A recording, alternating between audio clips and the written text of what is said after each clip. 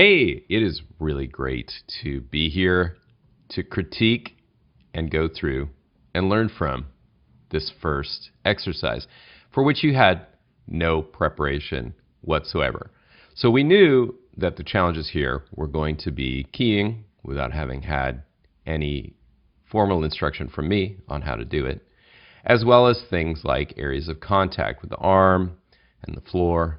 And then, of course, there was the design component. And as we go through these, you're going to see that most of the students personalized the design of the scene in one way or another.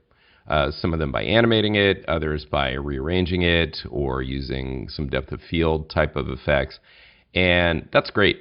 I really love that. And I think as you go through the course and you make the work your own and even get it to a point where you could put it on your reel, I think it's really great to create something that looks uniquely yours, because at the end of the day, you are your own creative director on these. So without further ado, let's take a look at these examples. I've numbered them.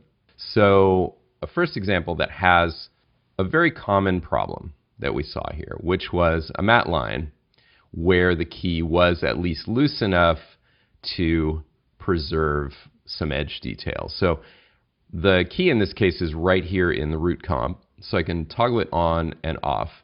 And you can see that the background color, even after color adjustment, is darker. And look at just the hair, and you can see we're losing maybe a pixel or two up there. So we could actually do better preserving the soft areas of the hair, but we're not really ruining the look. However, we do have this matte line. One solution for this by a different student, and here I have this proxy, so where I had a renderer to throw in as a proxy, I went ahead and did it so that I could just scrub through and see it. Here we see the unnatural effect of too much choking of the matte. So the head's looking a little bit alien, but the matte line is gone. So in a sense, that's good. There's also some issues happening here. So the motion blur is kind of being fought with here. And you don't want to get into a fight with motion blur, because motion blur can actually make your key look awesome, but here we're losing detail. All right, so back over here, I do want to show you a quick hack. I don't recommend it exactly, but if you found yourself in a jam with a situation like this, because this particular scene shows this really actually maybe even better than what we had in the lesson. So this was a kind of a difficult key because of this matte line situation combined with the motion blur. I just want to show you, this is also an exemplary scene in that it uses key light, key cleaner, and spill suppressor, which really are the three pro tools built into After Effects for keying, and they will get the job done. There's a curves effect that I can't tell if it's doing anything, but I am going to add to this a matte tool. So under the matte category, I'm going to go with Refine Hard Matte, and instantly the matte line is gone. And additionally, if we look at the alpha channel, and I just solo the layer because otherwise there's nothing to see, you can see that we've actually inadvertently solved a different problem, which I didn't point out, which is that this is not a really, whoops, I just moved my layer. This is not a completed matte. So there's a lot of holes in this matte, and so we fixed that, which is not ideal. But let's say that even those holes weren't there, because you're going to see this matte line in almost all the examples that I'm going to show you. So this would solve that. If we look really closely at the edge, by default it's messing with the edge a little bit. So let's turn feather to 0, and let's also go here. I don't like it when I scrub controls and downgrade the resolution, so I'm just going to change adaptive resolution in this little menu right here to final quality, and I'm going to change reduce chatter, set that to 0. So I've zeroed out now these controls, and that reintroduced those holes, but that's okay, because what I'm really trying to do is stop messing with the matte itself. still getting messed with a bit, so I need to go under motion blur. I'll just turn it off.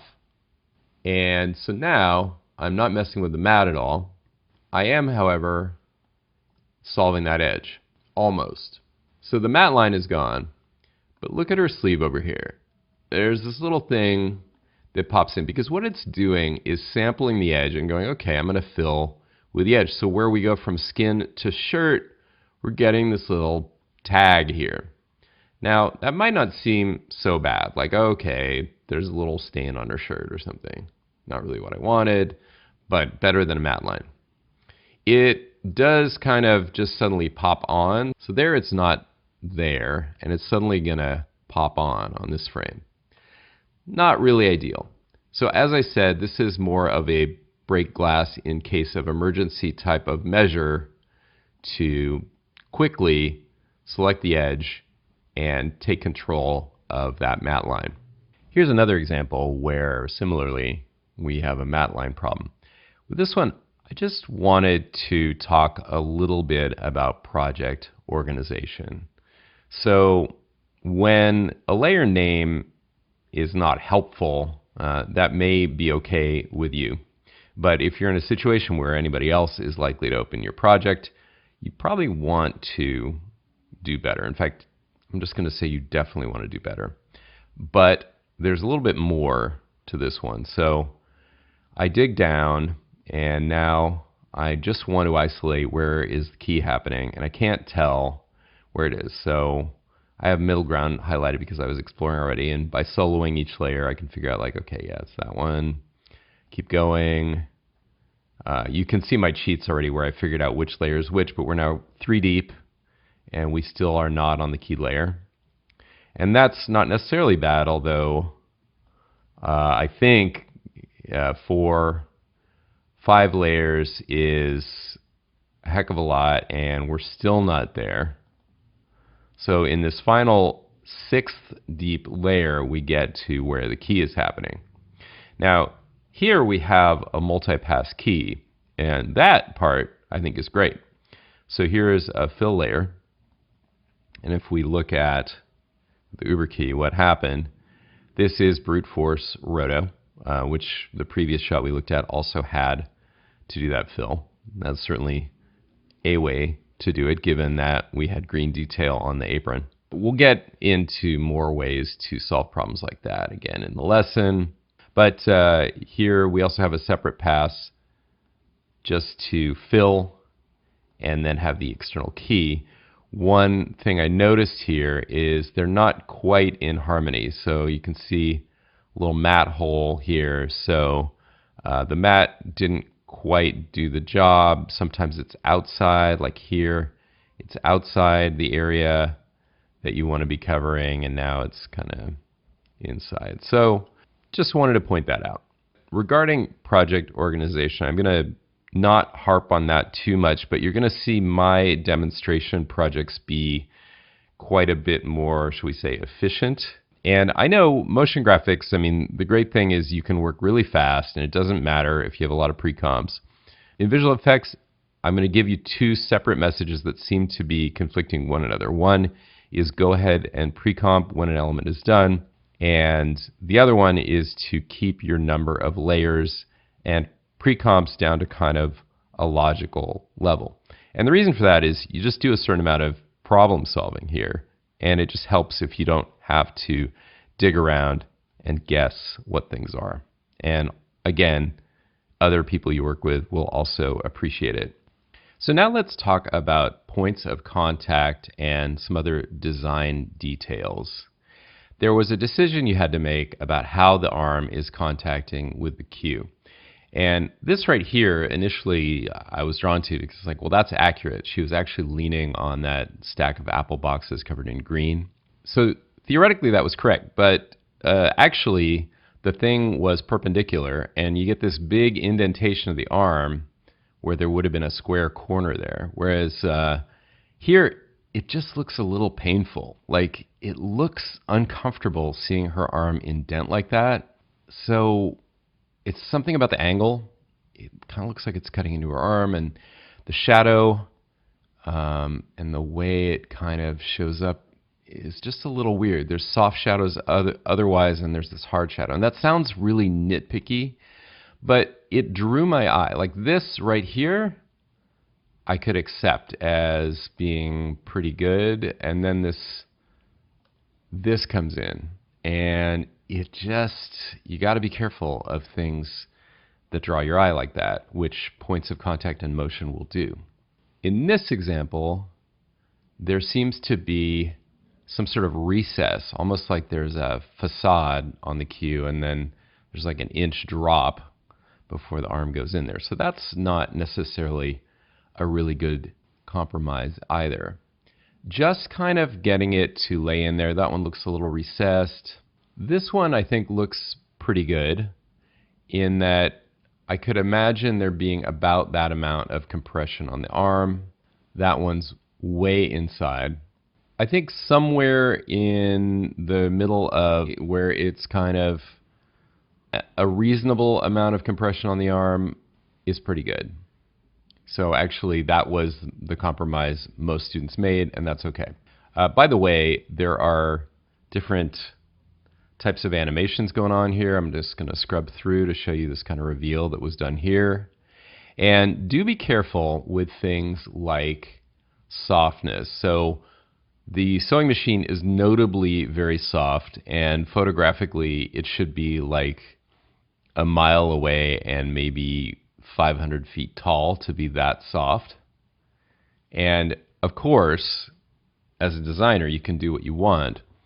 I'm talking about what even the average layperson would look at and go, that doesn't look quite right. So again, the scissors and whatever this thing is over here are pretty much coplanar, although the scissors are also planar with her and these the skein of thread here. So this should go soft there, but that's not what I'm suggesting you do, because this looks way too soft. It's maybe slightly forward, and for that to be soft and these to also be soft that are right behind her means there's some extremely shallow depth of field going on here, which I think just is not supported. I mean, geez, if it was that shallow, the monkey would be kind of partly going out. I don't know. It's a cool look theoretically, and overall I think this is a good looking frame for color and composition, but I don't think the depth of field is working.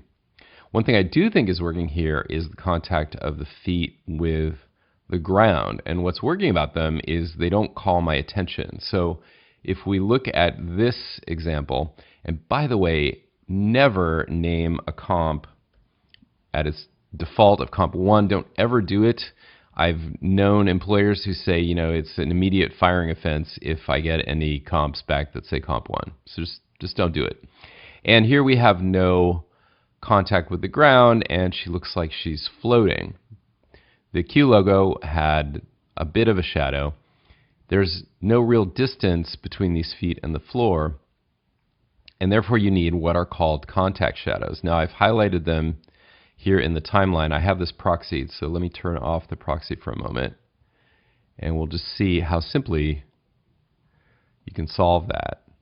If she was moving around left to right with feet on the floor, you could cut out her key and isolate her feet, make them black and move them down a few pixels, and that could be one way. But you know, there's an awkwardness with doing that because the movement actually should be in opposition. So as she raises her toe, that should actually make the shadow even maybe move the other way, which this animation is doing a little bit. Anyway, the point there, and with the depth of field, is just don't draw our attention to something that's clearly really wrong. Okay, again, very soft sewing machine. I know that was there in one of the Photoshop comps, but you know, something you're going to want to manage. Monkey kind of comes peeking in here. That's a cute idea. This one made a stronger choice, just turning the background white, kind of refreshing. I think that the composition and the depth of field is really good here. Shadow's not really working, but there was kind of a decision to just sort of punt. Actually, there is a bit of a contact shadow there. I'm not convinced by it. And this key is probably the most successful overall. And I will point out, if I dig in here, that this did make use of a animated fill mat for the skirt. And on the master, there is that refine hard matte trick to get rid of matte lines.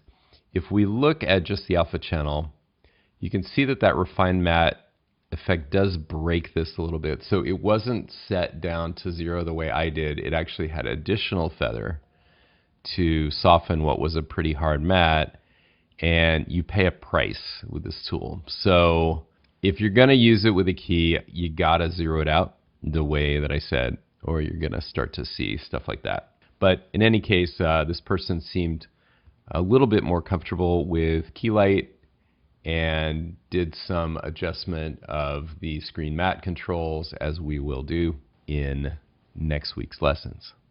So that's kind of it overall. And again, commendable job, everyone, for doing this. And I encourage you maybe to put this away for now, but in a few weeks' time, I think you could probably, in a very short order, refine what you did and get it into what would look much more like an actual ident piece, if you want that for your reel or just for the satisfaction of having completed it.